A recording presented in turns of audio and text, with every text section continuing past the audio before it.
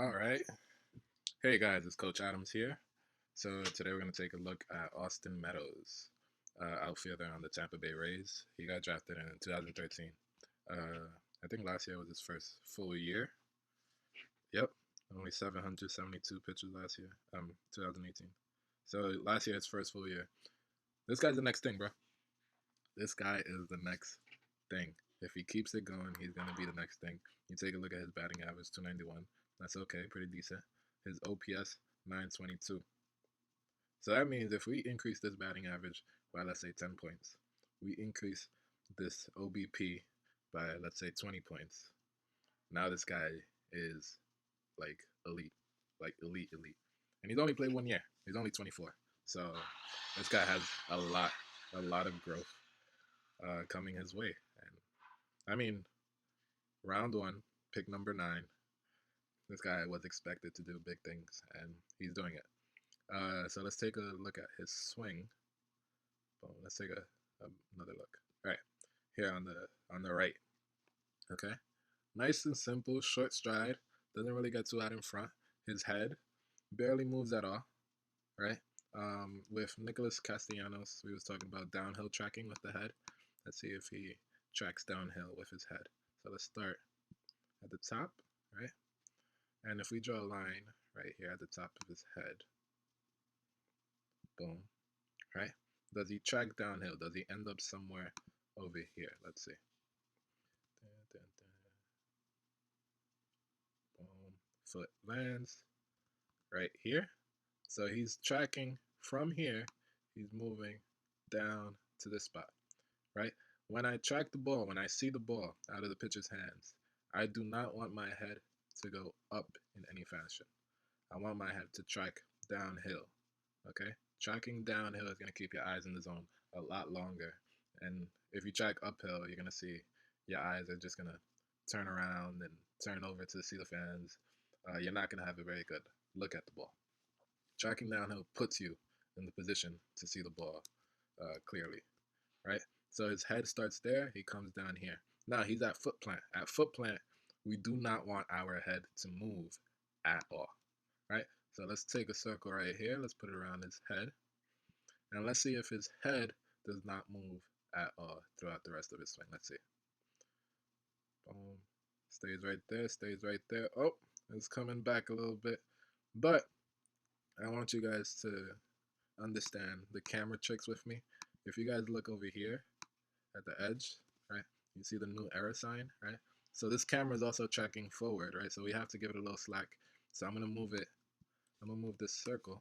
Let me get rid of that. I'm going to move this circle and draw it a little bit behind because I know the camera moves forward a little bit. Not that far behind, but just a little bit right here. I know the camera moves forward as he goes. So let's compensate for that. You'll see this new error sign start to disappear. So let's compensate for that. Boom, his head stays right there in that same spot. Right, and the camera's moving forward, but his head stays right there. And another thing we can look at, of course, right, let's move it back to when he puts his foot down, right around here, right? Another thing we look at that is stable once the foot is down, this does not move, right?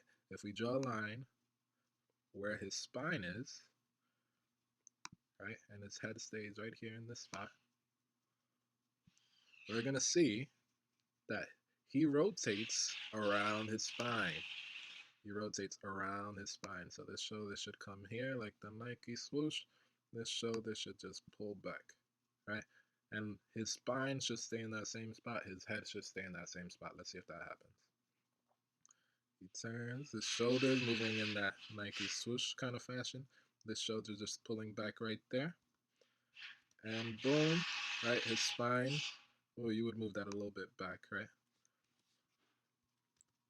Boom. His spine and his head stays around that same spot. Of course, forgive me because right here, you see that the camera's moving forward, right? So it moves the drawing a little forward. But with but I think you guys understand what I mean when the spine stays in the same spot. He rotates around his spine to get through that swing, right? So he lands here, rotates around his spine. That shoulder moves in a Nike swoosh kind of motion, and then I get through there. Right. Another thing I want to look at that I think is very important, right, are his elbows. Right. Over here on the right, with the loop that I got going here, you see his elbow slots in first. His hands stay up. Right. Let's take a closer look. I got a closer look right here. So this is where they track the ball here. Right. So if we look at him, we'll see the first thing that starts in his swing when he starts to come around is this elbow right here slots in. Right. If we look at where he starts over here on the right, his elbow starts up. Once he gets down, his elbow is still kind of high, not above the hands, of course. You want to keep the elbow at the level of the hands, at the highest. All right, elbows do not go above the hands. So here we go, boom, and you see that elbow slot in right there. I'm going to see it right here, where it slots in to turn. Now, the elbow does not go before the hips. The hips come first, and the elbow follows behind in this V fashion right here. Yeah, see this V? I want to keep that. I want to keep that as I turn. Once I feel that my shoulders have rotated and I've turned with the bat, you see the bat back here? Now I can start extending this backhand right here, and I'll just let the bat just come around my hand in a way. I gotta figure out a better way to say that. But I let this bat just kind of whip around my hands as this hand straightens out. Let's see if he does that. Boom, right? So this hand is starting to straighten, right? This arm, and the bat is whipping around the hands through there. Boom, and all right, I see this a lot. Okay, I see a lot of kids who extend before hitting the ball. I want to extend through the ball. I don't want to extend before the ball. If I extend before the ball, I will get a lot of weak hits because I'm not accelerating through the ball. That's one.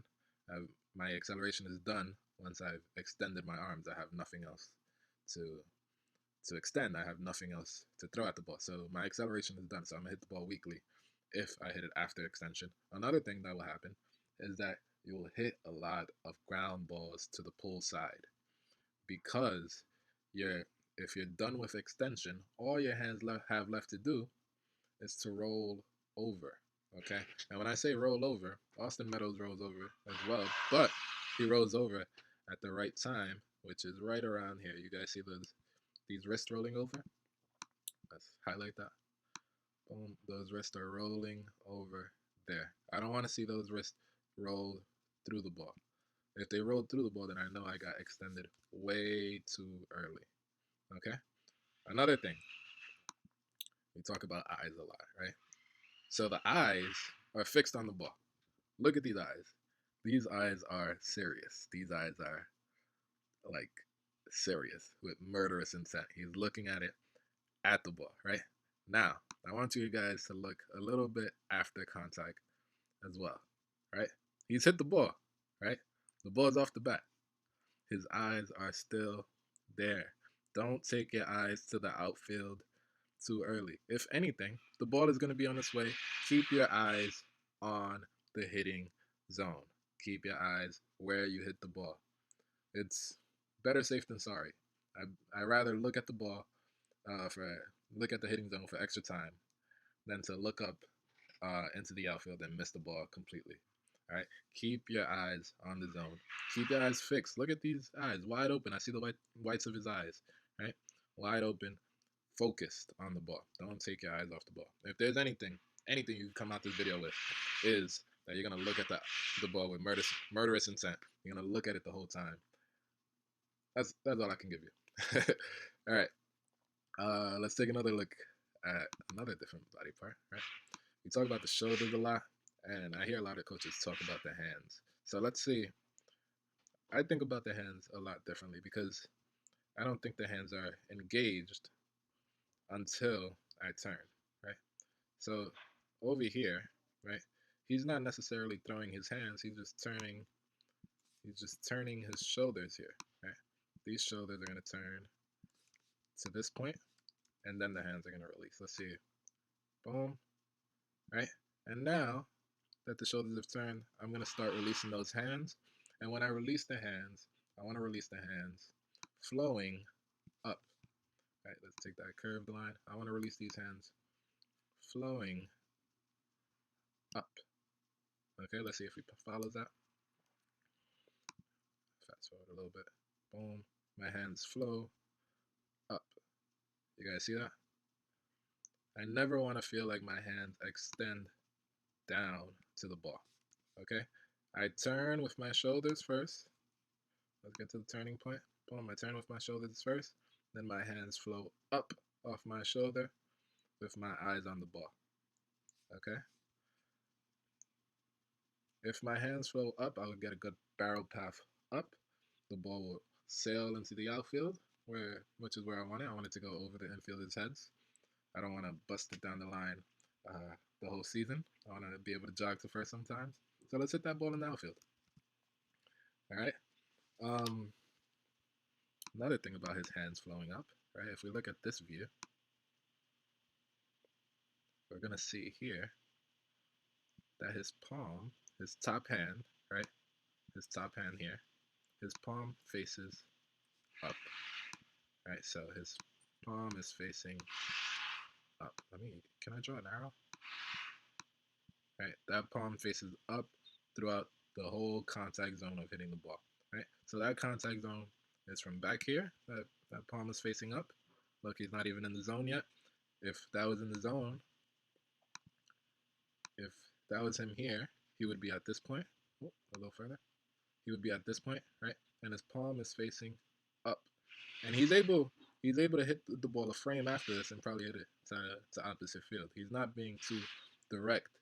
If you're looking here on the right, he's not being too direct by taking that bat directly to the ball. He's getting behind the ball first and then letting that bat travel up with that palm facing up throughout that whole swing. All right, so if you take a look at it here on the left, okay, you're going to see that that palm faces up throughout that whole hitting zone, right? It starts to roll over once I get past the buttons in my jersey. Let's take a look at that again. I put a lot of emphasis on this right here. Palm up through the ball. Yo, his eyes are crazy, man. His eyes are there. They are there. Look at that. Now he looks up. Wow, look at what a wonderful hit I just had. This guy has his eyes right. The palm up through the ball. All right. Last thing I want to take a look at. Let's see if we can do it here. Is timing.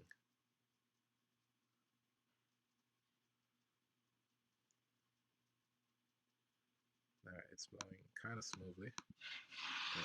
All right, so I don't got the greatest video here, but I'm trying to get to that release point. All right, let me look at it over here. All right, you guys are gonna really have to listen over here.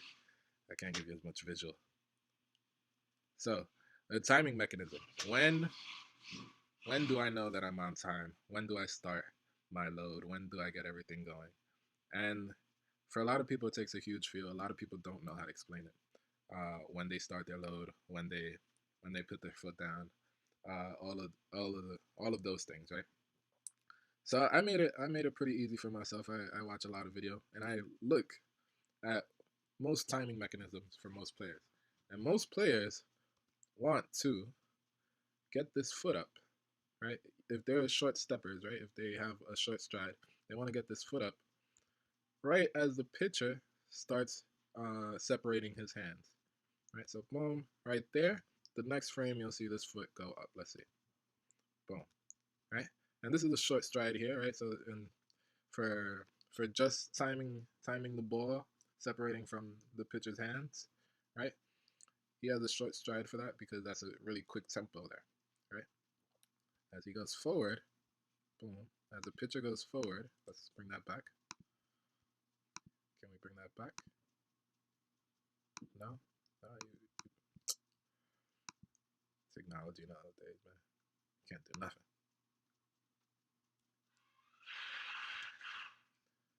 when he releases the ball, well, I guess I'll just talk through it. I'll let this play. Um, don't freeze on me, man.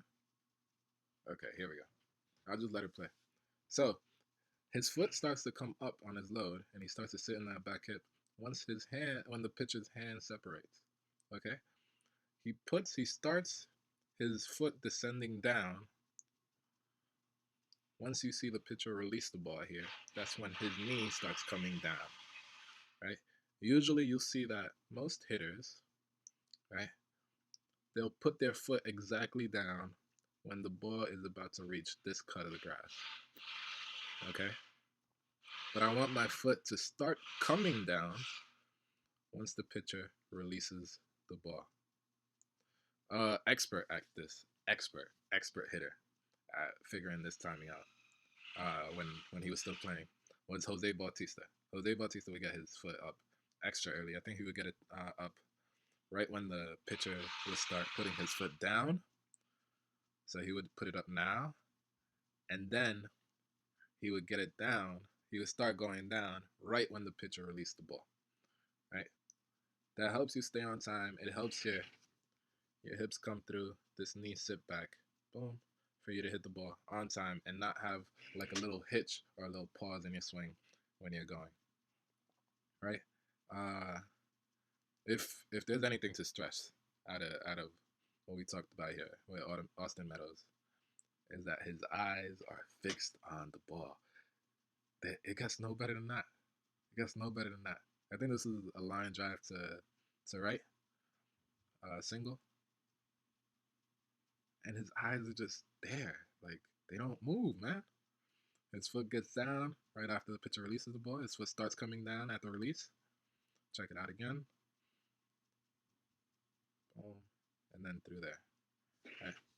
Well, I have to get some better slow motion videos for next time. But yeah, get like this guy, man. Get with the program.